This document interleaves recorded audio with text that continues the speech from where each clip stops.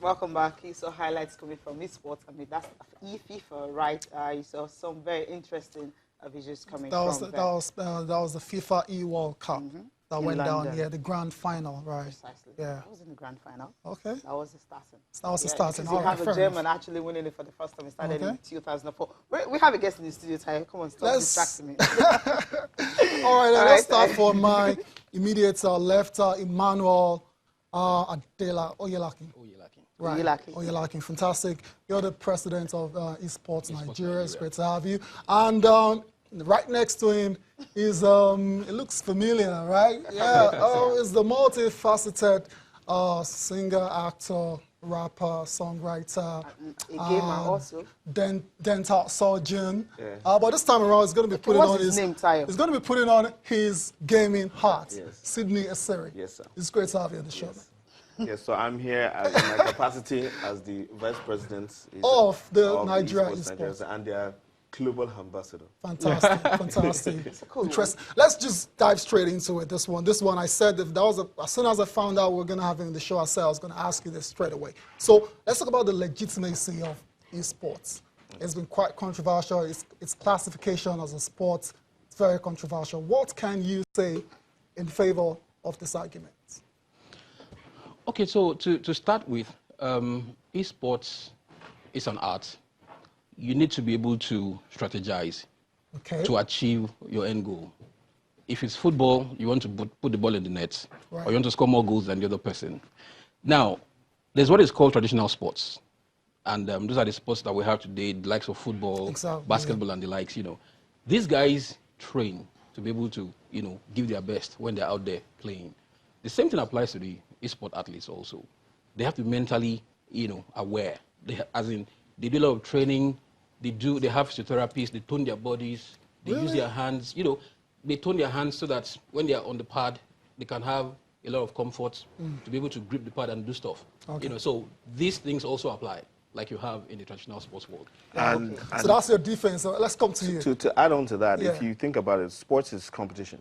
Right. Yeah, it's an environment where two people or a group of people compete to be the best at a particular event or thing. You're right. There are sports that involve education. There's spelling bees. There are competitions that are regarded as sports.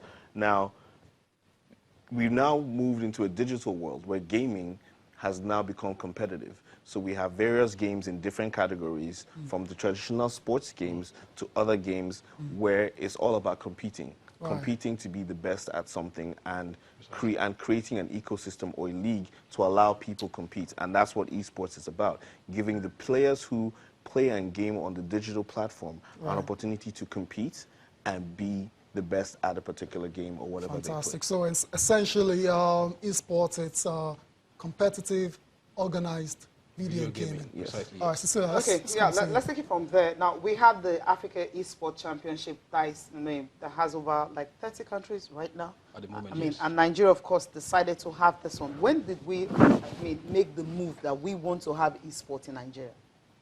Okay, so gaming has been happening for as far back as maybe about 30, 40 years, yes, in my opinion. I know I played games in secondary school. We all did, right? Exactly, and that was a while back. But the concept of esports actually started like a decade and a half ago when people would come together and bring businesses to be part of esports. So this has been happening worldwide, but we didn't have anything for Africa. So a couple of us from across Africa came together and said, okay, you know what, let's have the equivalent of the All Africa Games for esports. And that's why we have over 30 countries that have actually, subscribed for this event. And we're having that event holding in Kenya, Nairobi, sometime in October. Now, different countries, are supposed to run their qualifiers. Nigeria, we are in the process of concluding our qualifiers to provide the gamers that will go and represent Nigeria. Are we able to sort them out? I mean, I know we have many people that play games, but to get people playing it professionally is different. Yes. How were you able to get players to sign up to start playing? So the answer is for the basically, what's happening is we have a lot of stakeholders in Esports Nigeria spread across the country. And what we've done is people have been doing independent, individual tournaments and organizations. So what we've done is we've reached out to all these individual organizers. They have been co-opted into Esports Nigeria and have organized regional qualifiers. We've now broken down into a national qualifier to pick the people that go to represent. So what we are trying to do as Esports Nigeria is to create the ecosystem for esports in Nigeria and Africa as a whole. It is still a growing industry. There's not a lot of awareness about it. And what people need to understand is that esports is not just, the reason why I'm passionate about it is because coming from a musical background, I remember when I started music, it was frowned upon to say you're making music. Now we have billionaires having their children involved in music. So esports is at the same stage music was a couple of years back. What we're doing is we're trying to make people understand that there's a viable ecosystem, it is a viable business, and it can create careers for young children, because not everyone is going to be successful in school, but people have other skills and vocational training that can actually apply them, and gaming is one of them. And what we want to do in Esports Nigeria is create that ecosystem where people can have a successful career being a gamer. Wow, I can actually, okay, I'll just add to what you said now. So in essence, you can actually be a professional gamer. Like, are we at that level now in Nigeria? We're on our way there. I think 2020 is going to be the year esports in Nigeria takes off. We are putting together one of the largest gaming conventions in Africa, which is going to happen in Nigeria next year. And obviously, Channel Sports is going to be a part of that. To showcase what gaming is in Nigeria and what it can be in the future. Yeah, you mentioned the Africa Esports Championship earlier. I mean, let's get more details of that. I mean, when is it going to hold? And you're trying to actually get some, Nigerian players, to get into it and all that. And how many do we have now? Do we have up to 10 that we represent? I mean, more than that?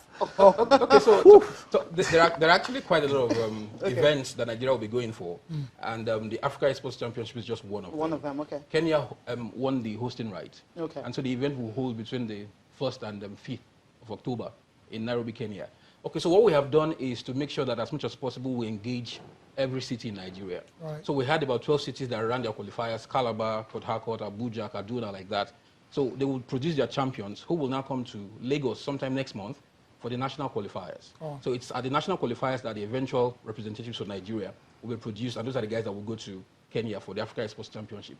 But other than that, also there's the International Esports Omnipo Committee, which is like the equivalent of the IOC, the Olympic equivalent for esports, where every country is supposed to send 10 gamers per game. That means 50 Nigerians will be going to Korea, all expense paid, to represent Nigeria at that event. Wow. All expense paid from the organizers of the event. Also, when we think about the number of people representing, there are over 1 million gamers in Nigeria. In Nigeria? Wow. Yes. Over 1 million gamers in Nigeria, and that's me being conservative. And when we talk about gaming, we're talking about gaming. We're talking things like PC, console, and mobile. So even games that people play on their mobile phones can be competitive at the same time. I think last year, one of my entry into esports was I have an esports team which sponsored 5 players to Ivory Coast to compete in the EVO Championship. EVO is combat gaming sports. And that was about 6 people for one particular category of gaming. So there are at least, I think, 4 or 5 different categories of gaming going on at the African Esports Championship. We know how easy it's going to be for people to actually, embrace the combat sports. What about football aspects and maybe Formula 1 and other aspects of esports? We showed pictures of the FIFA World Cup where the hackers from Germany actually won for the first time, and that one has been going on since 2004. Yeah, FIFA is actually one of the most popular esports.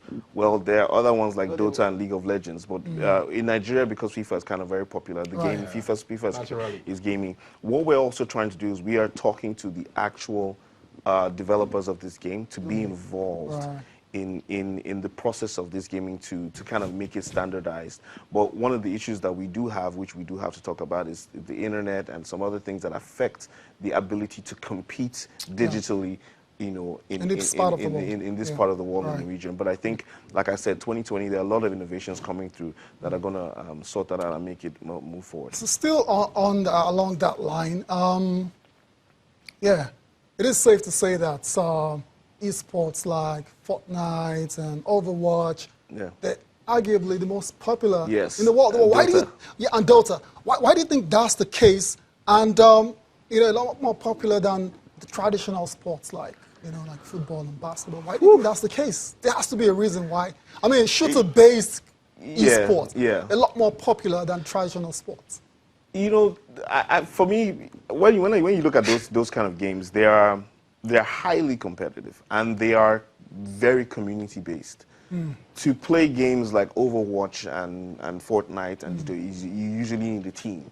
Okay. So it's like 5 or 6, 7 people getting together. I mean, Overwatch, you can have as many as 10 players on one team, and Dota, you can, so coming together to compete. And there's a community. There's a gaming community that moves with these people. Yeah. I mean, we were looking at numbers last week, and the Dota 2 finals in Asia had more people live present in the stadium than the Champions League final and the World Cup final. Oh dear. That's huge. That's massive. Really huge. You know what? We need to go on a break now. Quickly. When we come back, we'll just wrap this up. Yeah, we're still talking esports. And just to wrap it up, I mean, you talked about the biggest community we have in Nigeria, talking about, I mean, the PUBG.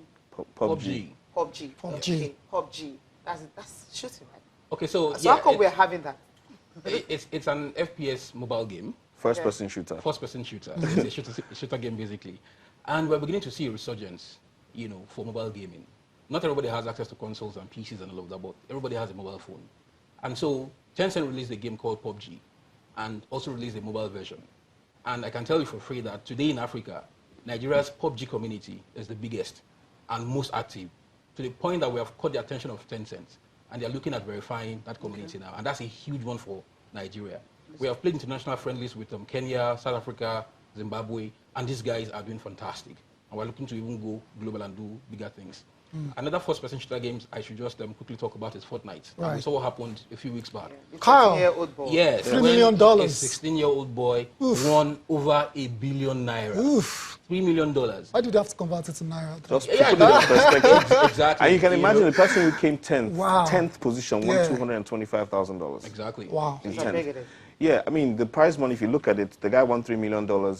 Tiger Woods won $2 million for winning the Masters. Okay, let's not do comparison. No, Let's put it in why not? perspective. The guy who won Wimbledon won Traditional 2.9. one. So let's understand the perspective and how big esports can be. Absolutely. And what we're looking to do is to let people, I mean, I have to commend channels for being on the pulse with esports globally. You guys are definitely helping us push the boundaries forward. We want people to understand that when it comes to gaming, be open-minded. There is a big ecosystem. Your children can be successful at doing the thing that you think is actually not productive for them. So thank you for having us, Esports Nigeria. I just want to say thank you to everyone who's involved in esports. Before you go, guys, of course, how can they reach you? Surely, I'm sure that people watching now, they want to get in touch with Esports Nigeria. Okay, so our website is esportsnigeria.org, and on social media, Facebook we are esportsng, on Instagram esports Nigeria _, and then on Twitter esports Nigeria. Same with LinkedIn. There you go. All right, thank you guys for coming on the program. Really appreciate it. Thank you for having having us. us. It's great to have you guys, man. We'll be seeing you some other times, definitely. Absolutely. We can wait, especially the PUBG community. Yeah, I think I like that. Right. We need to go. Okay, we need to just listen to the Tigers. The Tigers are in Nigeria, talking about the men's basketball senior team. They are right here preparing for the World Cup in China. They're starting 31st of this month. And for the D Tigers, they had their very first training session in Lagos yesterday. We caught up with the coach and also the captain. They had some things to say concerning their first training session in Lagos.